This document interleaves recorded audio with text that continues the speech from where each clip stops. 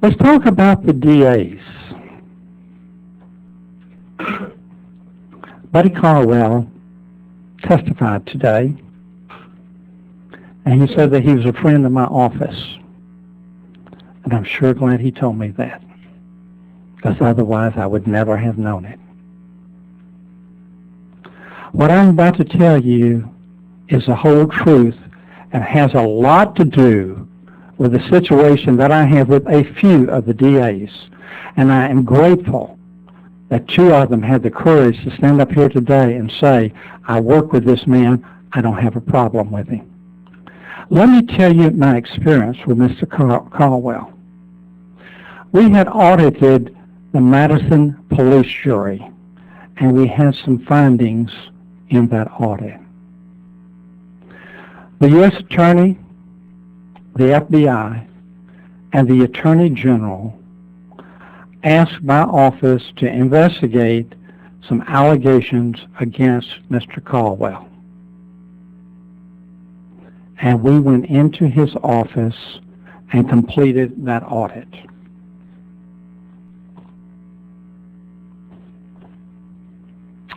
I have a copy of it right here.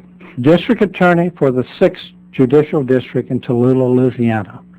It was issued March the 27th, 1997. And if you look at the information that's going to be handed out to you, you'll see a drastic change in attitude that started at that time. We completed the audit and confirmed that Mr. Caldwell had bought golf clubs and personal clothing with office money that cost $1,529. When my auditors went to that exit conference and confronted Mr. Caldwell with these findings, he went ballistic. He demanded to meet with me personally. I'm very open. I will always meet with an auditee when they have concerns. So Mr. Caldwell made an appointment, and he came to my office to meet with me. I can't tell you what he said. I don't talk that way. When he came into my office, from the front door of my office to the couch, he made the most degrading remarks you can imagine about his ex-wife. I was so shocked that unfortunately I said, "What?" And he repeated it.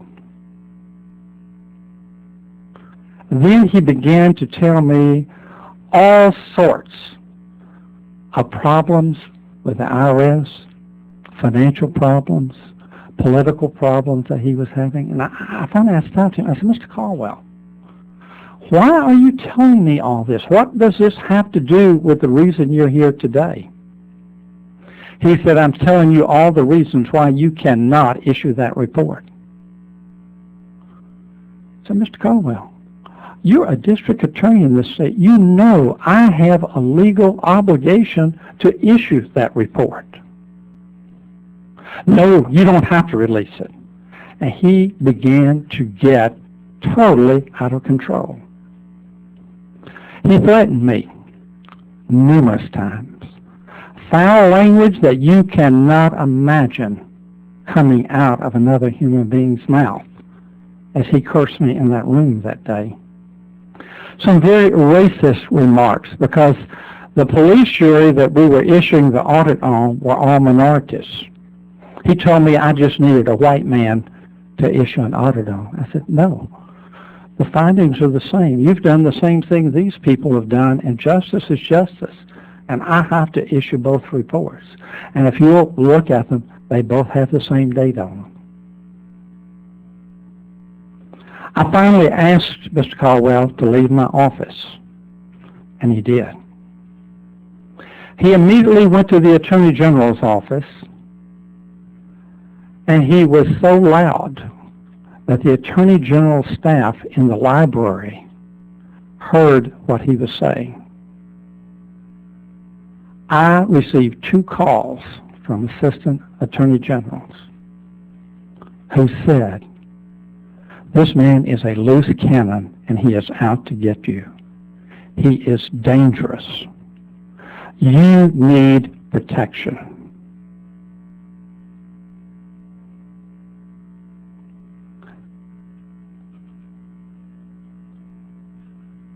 I issued the 2 reports. I have never, in my tenure in this office, yielded to intimidation, and I never will. I assure you of that. Mr. Caldwell immediately began to lobby the DAs to tell them of the problems he saw with my work that most of them did not see. He began to lobby the legislature. He lobbied every legislator that would listen to him and some that didn't want to. Even passed himself off as the lobbyist for the DA's Association to some of them because they called me and told me that. And I assured them that that was not the case. One of my auditors that worked on Mr. Caldwell's case was Jeff Matthews. There was a job at the U.S. Attorney's Office that Jeff had applied for, and he had gotten the job.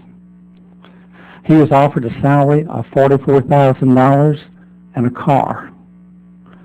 And he was working for me for about $30,000. So I certainly couldn't fault the young man for bettering himself. He got a call from Mr. Email, "Jeff, we can't hire you. Mr. Caldwell says he's going to indict you."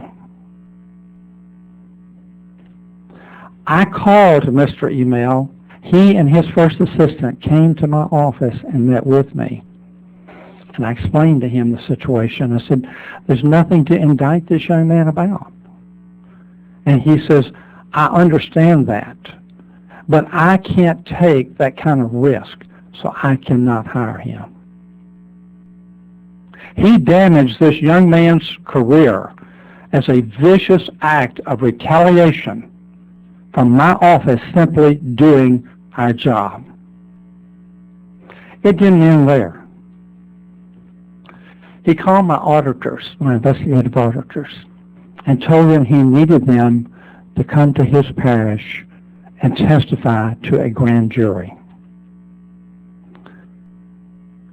Did not tell them what case. So they called back, and Mr. Caldwell would not come to the telephone. But his secretary told him, "Yes, he needs you up here to testify, but I don't know what the case is about." I later determined by very confidential means that the purpose of that grand jury was to indict Dan Kyle for obstruction of justice. He could have indicted me and put a mark on my name and never have prosecuted that case, and that indictment would still be hanging out there. I went to the U.S. Attorney in the Western Division, Mike Skinner, and met with him over at Lafayette in his office and talked about the situation. He said he had no jurisdiction. I don't know who has jurisdiction over a DA when they go berserk, but this one obviously had. He advised me that any district attorney in this state could get an indictment in their district if they wanted it, and that I should seek legal counsel. I retained a criminal defense attorney to defend me at my own expense in case I was indicted by Mr. Caldwell. Since that time, he has continued to campaign against my office and try to poison people that our work was not acceptable. Ladies and gentlemen, I am here to tell you every word I have told you is true.